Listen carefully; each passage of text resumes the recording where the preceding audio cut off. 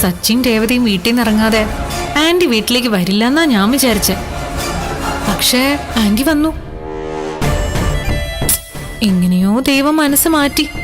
ദൈവമല്ല, 2 ലക്ഷം രൂപ കൊടുത്ത് വക്കീൽ അവളുടെ മനസ്സ് മാറ്റി. വക്കീല് 2 ലക്ഷം രൂപ കൊടുത്തെന്നോ? അല്ലല്ലല്ല, ആന്റി എന്തോ മറയ്ക്കുന്നുണ്ട്. എന്നെ ആന്റി മോളെ പോലെയല്ലേ കാണുന്നേ, പിന്നെന്തിനാ എന്നോട് മറയ്ക്കുന്നേ?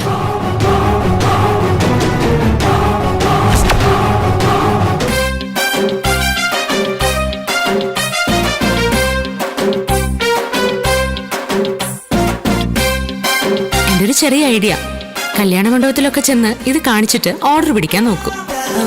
എന്തായാലും ഈ ഐഡിയ കൊള്ളാം.